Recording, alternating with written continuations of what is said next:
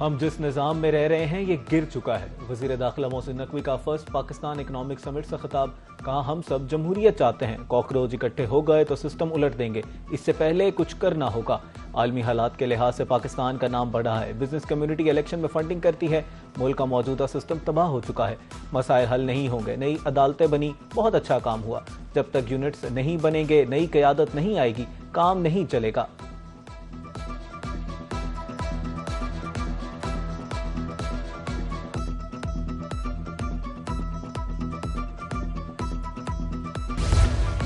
نئے انتظامی یونٹس نہ بنانے سے گورننس مسائل بڑھ رہے ہیں، حکومت کو بزنس کمیونٹی کے قریب آنا ہوگا۔ میاں عامر محمود کا پاکستان کی پہلی اکنامک سمٹ کانفرنس سے خطاب، کہا سب سے بڑا مسئلہ یہ ہے کہ حکومت عوام اور بزنس کمیونٹی کے قریب نہیں۔ Patron in chief U B G S M Tanveer کا کہنا تھا کہ خسارے بڑھتے جا رہے ہیں، اتنے بھاری ٹیکسز میں انڈسٹریز کیسے لگیں گی، اکانومی کیسے چلے گی، اس کو کس نے دیکھنا ہے، ہمیں سسٹم کو ٹھیک کرنا ہوگا، قومی اسمبلی سے 4، صوبائی اسمبلی سے 10 سیٹیں بزنس کمیونٹی کو دی جائیں۔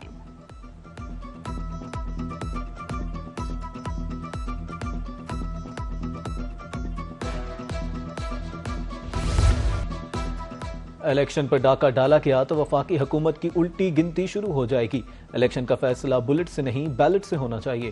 بلاول بھٹو کا مظفر آباد میں جلسے سے خطاب، کہا Azad Kashmir assembly truth commission کی قرارداد منظور کر چکی، احتجاج کرنے والوں سے اپیل ہے احتجاج ختم کر کے کمیشن کو قبول کریں، پی ٹی آئی بھی بائیکاٹ کی سیاست چھوڑ دے، اپنا ہاتھ تحریک انصاف کے سنجیدہ سیاستدانوں کی طرف بڑھا رہا ہوں، کشمیریوں کو حق حاکمیت دلوانا چاہتا ہوں، مہاجرین نمائندوں کی آزاد کشمیر اسمبلی میں نمائندگی ہونی چاہیے۔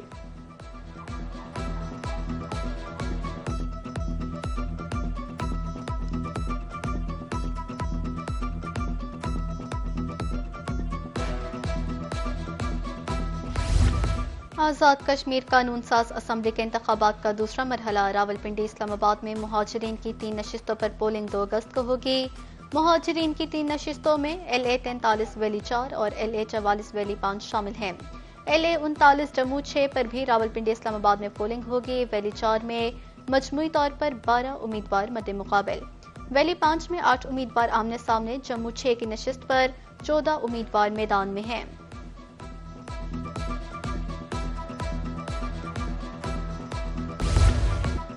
مونسون بارشوں نے پنجاب میں تباہی مچا دی، لاہور میں ایک اور سانحہ، باغبان پورہ میں سالگرہ کا گھر ماتم کدا بن گیا، بوسیدہ چھت گرنے سے ایک ہی خاندان کے 11 افراد جاں بحق، 6 زخمی ہو گئے، 3 منزلہ مکات میں 3 فیملیز رہائش پذیر تھیں۔ ادھر فیصل آباد میں بھی چھت گرنے سے 2 بچے ملبے تلے دب کر جاں بحق، 2 افراد زخمی ہو گئے۔ وزیر اعلیٰ مریم نواز کا قیمتی انسانی جانوں کے ضیاع پر گہرے دکھ کا اظہار، زخمیوں کے بہترین علاج کی ہدایت۔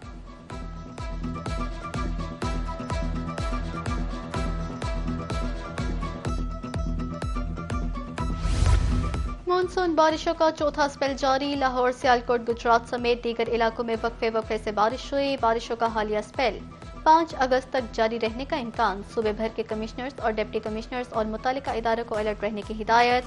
ڈی جی محمد سیف انور جپا کہتے ہیں شہری کچے مکانوں میں ہرگز رہائش پذیر نہ ہو۔ کل سے ڈیرہ غازی خان اور کوہ سلمان کے پہاڑی سلسلوں میں نئے سپیل کی پیشگوئی، پی ڈی ایم اے نے رود کوہیوں میں اچانک طوفانی اور فلیش فلڈز کا خدشہ ظاہر کر دیا۔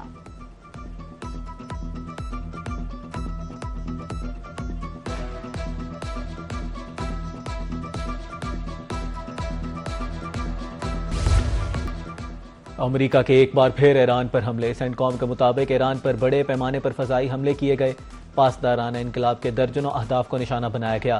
ایرانی حکام کے مطابق جزیرہ قشم پر ایک رہائشی عمارت کو نشانہ بنایا گیا، بچے سمیت 3 افراد شہید ہو گئے۔ سینٹ کام کے مطابق ساحلی نگرانی اور دفاعی مراکز سمیت بحری صلاحیتوں کو بھی ہدف بنایا گیا۔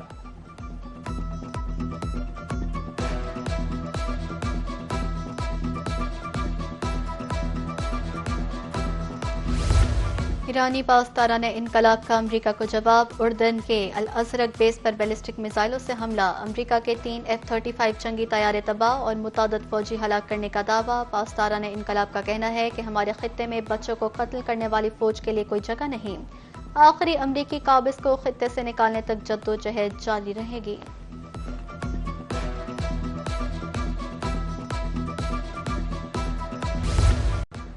مصر کی بندرگاہ پر ایران کا ڈرون حملہ، 2 جہازوں میں آگ لگ گئی، واقعے میں کوئی جانی نقصان نہیں ہوا۔ برطانوی بحری سیکیورٹی کمپنی کے مطابق حملے میں ایک امریکی گیس سٹوریج ٹینکر کو نشانہ بنایا گیا۔ دوسری طرف پاسداران انقلاب کا کہنا ہے کہ جب تک امریکہ ایران کے خلاف دھمکیاں اور غیر قانونی اقدامات جاری رکھے گا، مزاحمت بھی جاری رہے گی۔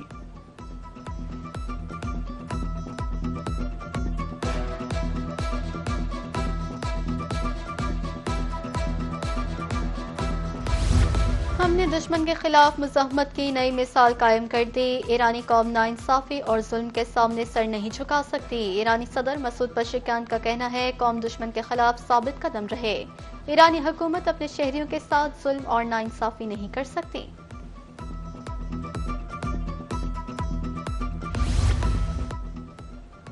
امریکہ کی ایک بار پھر ایران کو دھمکی، صدر ڈونلڈ ٹرمپ کا کہنا ہے کہ ایران پر بمباری ہونے والی ہے۔ اگر چین ایران کو فضائی دفاعی نظام فراہم کرتا ہے تو اس پر انہیں حیرت نہیں ہوگی، دیکھیں گے اب معاہدہ ہو سکتا ہے یا نہیں۔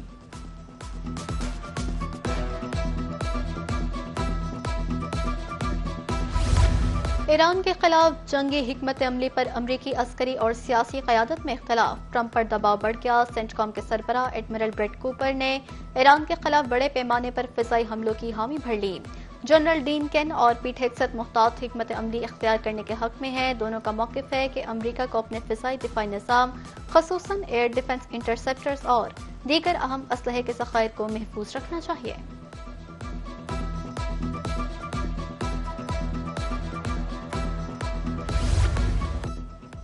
امریکہ اور ایران کو اسلام آباد ایم او یو پر واپس لانے کی کوششیں جاری ہیں۔ ترجمان دفتر خارجہ کا کہنا ہے کہ آبنہ ہرمز اور باب المندب کی صورتحال تشویشناک ہے۔ ایران امریکہ کشیدگی خطے کے دیگر حصوں تک نہیں پھیلنی چاہیے۔ امید ہے فریقین ٹیکنیکل لیول مذاکرات پر واپس آئیں گے۔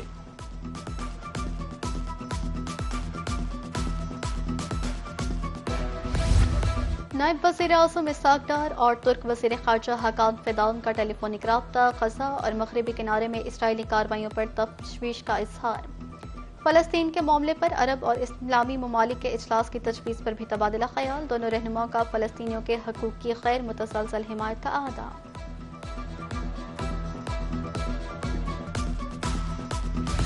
صدر آصف علی زرداری سے وزیر داخلہ محسن نقوی کی ملاقات، خیبر پختونخوا اور بلوچستان میں امن و امان کی صورتحال پر تبادلہ خیال۔ وزیر داخلہ محسن نقوی کی دہشت گردی کے خلاف جاری اقدامات پر بریفنگ، صدر مملکت کا کہنا ہے کہ قومی سیکیورٹی فورسز کے ساتھ ہے۔ ملاقات میں سیاسی صورتحال اور اہم قومی امور پر بھی تبادلہ خیال کیا گیا۔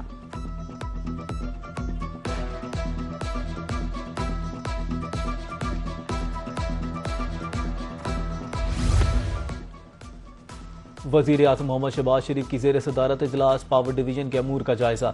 وزیر اعظم کا کہنا تھا کہ پاور سیکٹر میں اصلاحات اولین ترجیح ہے۔ پاور سیکٹر کی بہتری کے لیے مزید محنت کی ضرورت ہے۔ ملک بھر میں اسمارٹ میٹرز کی تنصیب ناگزیر ہے۔ وزیر اعظم کی بجلی تقسیم کار کمپنیوں کے بلنگ سسٹم کا ٹیکنیکل آڈٹ کروانے کی ہدایت۔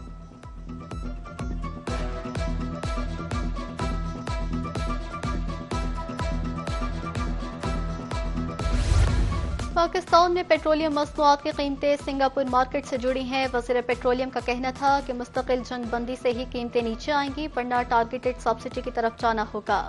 سینٹ کی قائمہ کمیٹی برائے پیٹرولیم کے اجلاس ہوا۔ چیئرمین اوگرا نے بتایا کہ یومیہ کی بجائے ہفتہ یا 15 روز پر قیمتوں کا اعلان ہوتا تو قیمتوں میں زیادہ اضافہ ہوتا۔ پاکستان میں پیٹرول اور ڈیزل کی قیمت خام تیل کی بنیاد پر نہیں، عالمی منڈی میں پیٹرول اور ڈیزل کی قیمت سے لنک ہے۔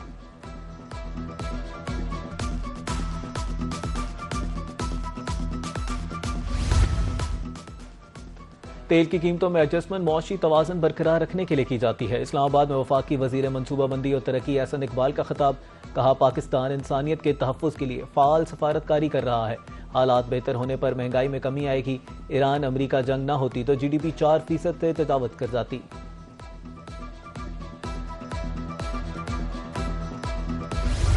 سعودی عرب نے پاکستان کے $5 ارب قرض کی واپسی 3 سال کے لیے مؤخر کر دی۔ $5 ارب کے رول اوور سے فوری ادائیگیوں کا دباؤ کم ہوا۔ اسٹیٹ بینک کے مطابق پاکستان کے پاس سعودی عرب کے $8 ارب کے ڈپازٹس موجود ہیں۔ پاکستان نے اپریل میں سعودی عرب سے $3 ارب حاصل کیے۔ قرض رول اوور ہونے سے بیرونی مالی ضروریات $21.5 ارب رہ گئیں۔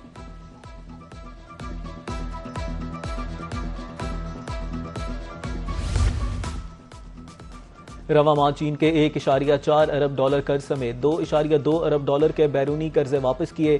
گورنر اسٹیٹ بینک جمیل احمد کا کہنا ہے کہ بیرونی قرضوں کی ادائیگی کا حجم 26.5 ارب ڈالر سے کم ہو کر 21.5 ارب ڈالر رہ گیا۔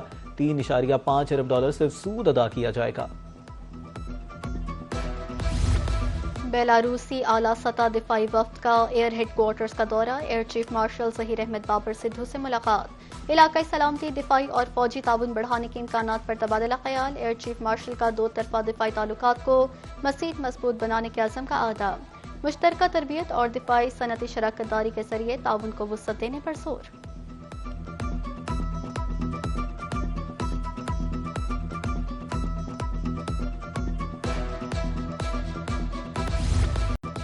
پاک بحریہ کا کامیاب آپریشن، شمالی بحیرہ عرب میں پھنسے 19 ماہی گیروں کو بچا لیا۔ کشتی گوادر سے 120 ناٹیکل میل جنوب میں انجن کی خرابی کے باعث پھنسی گئی تھی۔ ریسکیو کیے گئے 19 افراد میں 11 پاکستانی اور 8 ایرانی شہری ہیں۔ وزیر اعظم کا پاک بحریہ کو خراج تحسین۔ لاہور میں لیڈیز پولیس افسران کی پاسنگ آؤٹ پریڈ، وزیر اعلیٰ مریم نواز کا تقریب سے خطاب، کہا پنجاب کی ہونہار بیٹیوں کو دیکھ کر خوشی ہوئی، آسو اٹھانے والی بیٹیوں کو سلام پیش کرتی ہوں۔ لیڈی پولیس کیڈٹس نے اپنی تربیت کے دوران سخت محنت کی۔ پنجاب پولیس میں 6000 سے زائد خواتین فرائض سر انجام دے رہی ہیں۔ پنجاب میں آج جرائم کی شرح کم ترین سطح پر ہے۔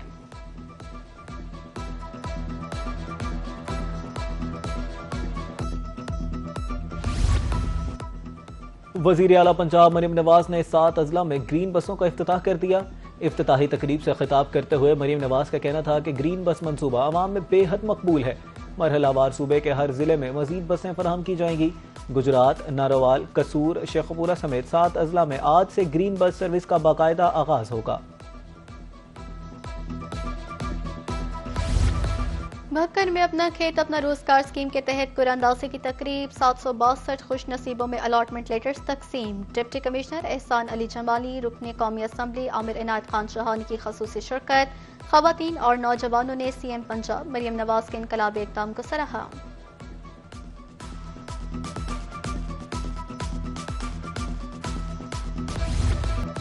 Common wealth games gold medallist Arshad Nadeem نے جیولن تھرو فائنل کے لیے کوالیفائی کر لیا۔ ارشد ندیم نے فائنل کے ٹاپ 12 میں جگہ بنا لی۔ ارشد ندیم کی پہلی تھرو 78.63 میٹر رہی۔ تیسری اور آخری کوشش میں انہوں نے 75.65 میٹر کی تھرو کی۔ پاکستان کے یاسر سلطان فائنل کے لیے کوالیفائی کرنے میں ناکام رہے۔ کامن ویلتھ گیمز میں جیولن تھرو کا فائنل کل ہوگا۔ اور معروف فٹ بالر نیمار نے عالمی مقابلوں سے ریٹائرمنٹ کی تصدیق کر دی، کہا وہ اب مزید نہیں کھیلنا چاہتے، میرے خیال میں برازیل کی قومی ٹیم کے ساتھ میرا وقت اب گزر چکا۔